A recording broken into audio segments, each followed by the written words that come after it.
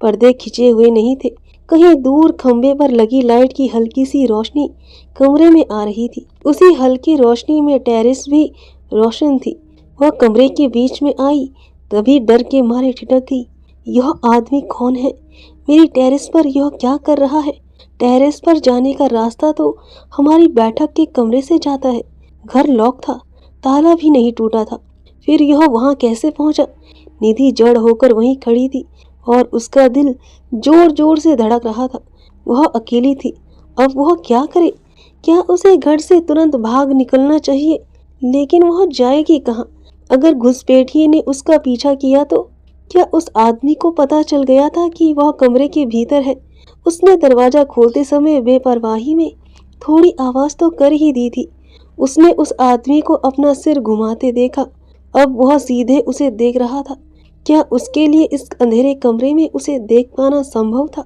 उसने उस आदमी को घबराहट के साथ देखा। साथ ही साथ अपना मोबाइल फोन ढूंढने के लिए उसने अपने पर्स में पड़े सामान को जल्दी जल्दी टटोलना शुरू कर दिया। उसे पुलिस को फोन कर देना चाहिए। अब उस आदमी ने रेलिंग की ओर कुछ कदम बढ़ाए। इसके बाद वह वहां नहीं दिखा। न जाने कहां गुम हो गया और निधि को भयभीत और परेशान छोड़ गया। क्या था यह मतिभ्रम? वह धीरे धीरे दबे पांव खिड़की के पास आई और बाहर झांका। टेरेस बिल्कुल खाली था। उसने झटपट पर्दा बराबर किया और लाइट जला दी। फिर भागकर उस दरवाजे को चेक किया जो टेरेस पर खुला था। वह अंदर से बंद था। उसने खिड़कियों को चेक किया, बंदी थी। इस कमरे के सिवाय किसी के लिए भी वहां जाने का कोई रास्ता नहीं था। तो क्या टेरेस तक जाने का कोई और भी रास्ता था जिसे वह नहीं जानती थी? निधि एक कुर्सी पर बैठ गई। उसका मन बुरी तरह अशांत था। इस घर में कुछ विचित्र चल रहा था। क्या यह भूतिया है? मन में इस शंका के साथ वह सो नहीं सकती थी। ना ही वह इतनी बहादुर थी कि बाहर निकले और जो भी है उसका सामना करे। अब वह क्या करे? आस पड़ोस में वह किसी को भी नहीं जानती जिसकी मदद ले सके। मकान मालकिन अच्छी थी, दोस्तों की जैसी थी, लेकिन वह भी एक हफ्ते के लिए अपनी बहन के घर आगरा चली गई थी। क्या उसे माँ पापा को फोन करना चाहिए? नहीं, बिल्कुल नहीं। इतनी दूर से वे उसकी क्या मदद करेंगे? ऊपर से वे चिंतित हो जाएंगे और पूरी रात सो भी नहीं पाएंगे। और फिर अगर उसने उन्हें इस घटना के बारे में बताया तो उसे डैड से पहला आदेश यही मिलेगा कि नौकरी भूल जा और शिमला लौट आ। निधि अगले 10 मिनट तक कुर्सी पर बैठे बैठे इन्हीं सब की चिंता में डूबी थी। फिर उसने तय किया कि वह इसी तरह सोचती नहीं रह सकती। उसकी भूख वैसे कुछ हद तक गायब हो गई थी, फिर भी उसे पिज्जा गर्म करके खा लेना चाहिए। उसने जूते उतारे, हाथ मुंह धोया, रात के कपड़े पहने और पिज्जा खाने बैठ गई। उसे पिज्जा का स्वाद भी पता नहीं चल रहा था। वह बस मुंह चलाती रही और सोचती रही कि वह कितनी अकेली और असहाय है। फिर उसे एहसास हुआ कि वह किसी आदमी की परछाई होगी। यह सोचकर वह मुस्कुरा उठी। उसने अभी आधा पिज्जा ही खाया था, जिसे प्लेट में छोड़कर वह उठी और साहस के साथ टेरेस का दरवाजा खोल दिया। किसी योद्धा की तरह शौर्य के साथ वह बाहर निकली। बाहर कोई भी नहीं था। चांद के निकल आने से टेरेस पर अब और अधिक रोशनी थी। जब उसे विश्वास हो गया कि टेरेस खाली है, निधि कमरे में लौटी और फिर से दरवाजे को अंदर से बंद कर दिया। अब वह काफी शांति महसूस कर रही थी। कितनी मूर्ख है वह जो सोच रही थी कि कोई चोर या भूत आ गया है। उसने बाकी बचा पिज्जा खाया और दांत ब्रश करने चली गई। सुबह 7 बजे का अलार्म लगाकर उसने बड़ी लाइट बंद कर दी, नाइट लैंप को जलता छोड़ा और सोने चली गई। तकिए पर सिर रखते वह गहरी नींद में चली गई। ऑफिस में अगला दिन काफी व्यस्त था। मीटिंग के बाद निधि ने कुछ जरूरी फोन किए और फिर बाकी बचा काम निपटाने में व्यस्त हो गई। बीती रात की घटनाओं के बारे में सोचने की उसे फुर्सत नहीं थी, लेकिन वह जैसे ही अपने दोस्त श्वेता के साथ लंच करने के लिए बैठी, उसे वह घटना याद आ गई जिसने बीती रात उसका खून जमा दिया था। मैं इतनी मूर्ख हूँ कि मैंने यह सोचा कि टेरेस पर कोई है। पूरी घटना बताने के बाद निष्कर्ष के रूप में उसने कहा, श्वेता उसकी बात एकदम चुपचाप सुन रही थी और अब पहली बार उसने कुछ कहा। तो तुम्हें लगता है कि तुमने दीवार पर एक परछाई देखी और उसे चोर समझ बैठी? नहीं, वहाँ कोई दीवार नहीं थी। मैं टॉप फ्लोर पर रहती हूँ। तुमने देखा होगा ना, जैसे बरसाती होती है। हमारे सिटिंग रूम की दीवार ही एकमात्र दीवार है। खुद अपनी बात पूरी होने पर निधि सोचने पर मजबूर हो गई। तो फिर वह परछाई बनी कहाँ? फर्श पर? निधि श्वेता को गौर से देखने लगी। उसे एहसास हुआ कि परछाई हवा में नहीं बनती। श्वेता, मैंने किसी को टेरेस पर देखा, लेकिन मैं जब बाद में वहां गई तो कोई भी नहीं था। वह आदमी जा चुका था। सीढ़ियों से उतर गया होगा या किसी दूसरे रास्ते से चला गया होगा। श्वेता ने अपना मत रखा। कहाँ चला गया? वहाँ सीढ़ियाँ नहीं है। टेरेस एक रेलिंग से 3 तरफ से घिरा है। तुम उससे 3 मंजिल नीचे कूदकर टूटी हड्डियों की बोरी भर सकती हो। और चौथी ओर क्या है? चौथी ओर हमारे कमरे हैं पागल। वहाँ किसी न किसी तरह की सीढ़ी जरूर होगी। मैंने तुम्हें बताया नहीं कि वहाँ सीढ़ियाँ नहीं है। एक ही रास्ता है जो हमारे कमरे से जाता है। टेरेस हमारे 1 बेडरूम अपार्टमेंट के साथ जुड़ा खास हिस्सा है। चिंता अब उसके चेहरे पर साफ दिख रही थी। दोनों लड़कियां कुछ देर तक चुपचाप खाना खाती रही। निधि चिंतित थी कि अगली कुछ रातें वह अकेले अपने घर में कैसे गुजारेगी। भले ही मनीषा उससे 3 साल छोटी थी, लेकिन उससे ज्यादा साहसी थी। निधि को कितना सुकून था कि वह अब उसके साथ रहती है, लेकिन वह जब तक लौट नहीं आती तब तक वह क्या करेगी?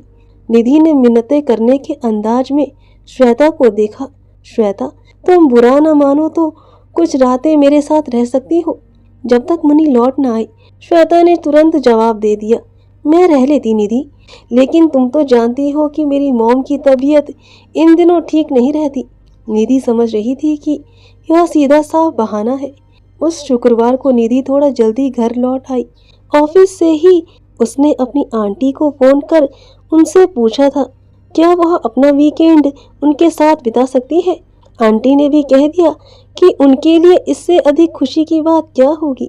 अपनी आंटी के साथ वीकेंड बिताने से उसे काफी राहत मिली। अब उसने पर्याप्त कपड़े और नहाने धोने का सामान पैक करना शुरू कर दिया।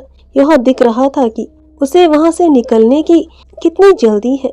निधि ने कमरे को लॉक करने से पहले एक आखिरी बार उसे देखा। अगले कुछ दिनों तक वह यहाँ नहीं लौटेगी। दिल्ली की ठसाठस जाम सड़कों से गाड़ी चलाते हुए वह सोचती रही कि कहीं इसे वह कुछ ज्यादा तूल तो नहीं दे रही है। उसके घर में कुछ भी अजीब नहीं था, लेकिन वे आवाजें, वह एहसास और टेरेस पर वह परछाई, यह सब उसकी कल्पना नहीं थे। उससे पहले तो वह बिल्कुल भी नहीं डरी थी। वह अपने पिज्जा को गर्म करने और खाने की सोच रही थी, तभी उसने एक आदमी को देखा था। निश्चित रूप से वह एक पुरुष था, पतला दुबला जवान आदमी जो मध्यम ऊंचाई का था। और फिर अचानक रेलिंग के बाद वह गायब हो गया था। उसने तय किया कि वह सोमवार को अपनी आंटी के घर से ही ऑफिस जाएगी, लेकिन उस दिन शाम को वह घर लौटने से बच नहीं सकती।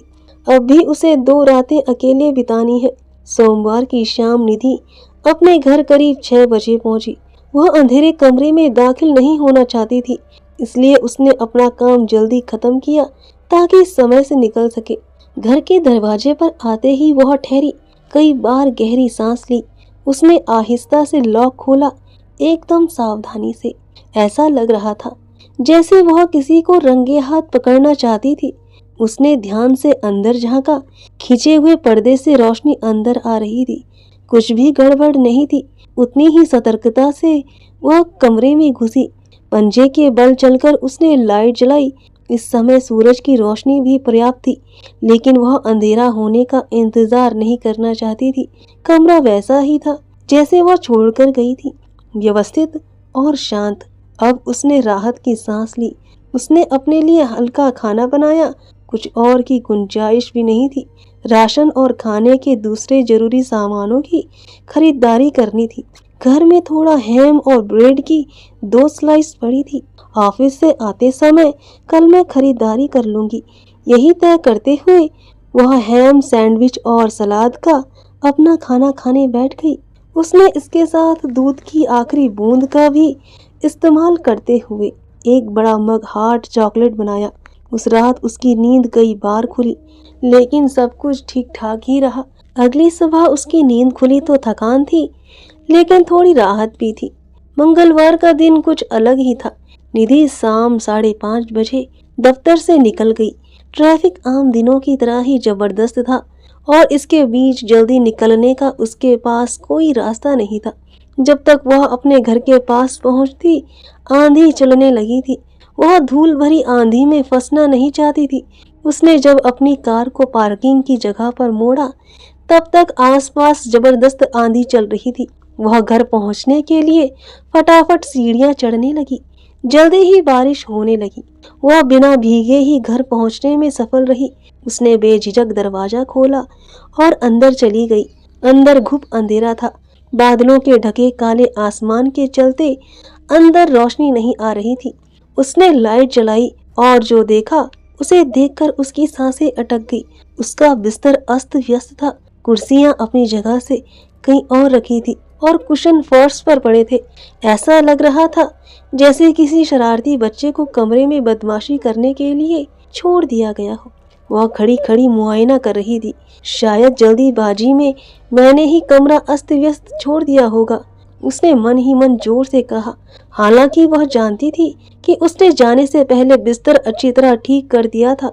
वास्तव में वह कभी भी बिस्तर अस्त व्यस्त छोड़कर नहीं चाहती। अपने मन में पैदा होती दहशत को शांत करते हुए उसने कमरे को व्यवस्थित किया और फिर कुर्सी पर बैठकर सोचने लगी। उसका दिल रफ्तार पकड़ चुका था। उसे डर लग रहा था, लेकिन वह कर भी क्या सकती थी। इस समय तो कुछ भी नहीं। अगले 10 मिनट तक उसने पूजा की, जिससे उसका मन थोड़ा शांत हुआ। निधि को एक कप चाय की सख्त जरूरत थी। सैंडल उतारकर उसने जल्दी जल्दी आरामदेह कपड़े पहने और किचन में घुसी। वह रसोई के दरवाजे पर रुक गई। हे भगवान, शॉपिंग करना तो मैं भूल ही गई, उसने जोर से कहा और निराशा में सिर पर मुक्का दे मारा। भूख से निधि का बुरा हाल था, इसलिए उसने तय किया कि किचन में जाकर ढूंढेगी। शायद कुछ तो बचा कुचा राशन मिल जाएगा। भले ही वह जानती थी कि कुछ भी नहीं है, फिर भी उसने उस बरनी में झांका जिसमें चाय पत्ती रहती है। ना तो चीनी थी और ना दूध। ब्रेड नहीं, आटा नहीं, चावल नहीं, अंडे नहीं, सब्जी नहीं। अब वह क्या करेगी? वह बारिश रुकने का इंतजार करेगी और फिर दुकान तक जाएगी। अपने भुलक्कड़ पने को कोसती हुई उसने एक गिलास पानी पिया और कमरे में लौट आई। आते ही जो पहली बात याद आई वह थी टेरेस। क्या आज भी वहाँ कोई है? उसने पर्दे को थोड़ा सा हटाया, लेकिन कुछ दिखा तो बस खाली जगह। अब रिमझिम फुहारें बरस रही थी। उसने राहत की सांस ली और दरवाजा खोल दिया। बाहर की ठंडी हवा अंदर आ गई। कितना अच्छा लग रहा था। नहीं तो दिल्ली गर्मी में तपती रहती है। कुछ देर तक उसका मजा लेती हुई वह वहीं खड़ी रही। फिर हवा की दिशा बदल गई और बारिश सीधे उसके ऊपर गिरने लगी। उसने दरवाजा बंद कर दिया और बिस्तर पर लेट आई। उसे भूख लगी थी और थकान के साथ बेचैनी भी थी। उसकी समझ में नहीं आ रहा था कि इस खाली समय में वह क्या करे। इस मौसम में टीवी में सिग्नल नहीं आएगा। कोशिश करने का अभी कोई फायदा नहीं था। ऐसे समय में उसे मनीषा की याद आ रही थी कि काश उसकी नौकरी दूर करने वाली नहीं होती। समय बिताने के लिए उसने अपना लैपटॉप खोला और इंटरनेट सर्फ करने लगी। जल्दी ही थकान उसकी भूख पर हावी हो गई और वह सो गई। उसकी जब नींद खुली तो बाहर घुप अंधेरा था। उसने दीवार पर टंगी घड़ी पर नजर डाली। 10:30 बज रहे थे। उसने अपनी आंखें कसकर बंद की और उन्हें अपने हाथों से ढक लिया। ओ नहीं! भले ही अब बाहर बारिश नहीं हो रही थी, लेकिन अब बाहर जाना फिजूल था। अब तक सारी दुकानें बंद हो गई होंगी। हेलो! तभी उसे एक पुरुष की कड़क आवाज सुनाई पड़ी। उसकी आंखें खुल गई। कमरे में कोई था। निधि अपने बिस्तर पर बैठ गई। अंदर की खामोशी सिर्फ दूर से गाड़ियों की चलने की घरघराहट और हॉर्न से बंद हो रही थी। अंदर कोई भी नहीं था। उसे कोई दिखाई नहीं दे रहा था।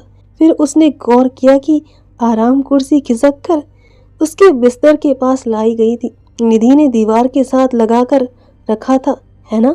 टेरेस पर खुलने वाला दरवाजा भी हल्का खुला था। भले ही उसने उसे लॉक नहीं किया था, लेकिन उसे याद था कि उसने बैठने से पहले उसे बंद कर दिया था। अंदर से जोर से धक्का देकर ही उसे इस तरह खोला जा सकता था। कमरे में पानी भर गया था। जब वह सो रही थी तब हवा के साथ बारिश सीधे कमरे में आ गई थी। कमरे में पानी भरा देख निधि उस रहस्यमय हेलो को भूल गई। सफाई के लिए पोछा और बाल्टी लाई। उसने कूलर ऑन कर दिया, जबकि मौसम सुहाना था और गर्मी नहीं थी। उसे कमरे की गंभीर खामोशी अच्छी नहीं लग रही थी। कूलर के पंखे की भारी आवाज राहत दे रही थी। निधि सोने के लिए बिस्तर पर आ गई। उसके पास कोई चारा भी नहीं था।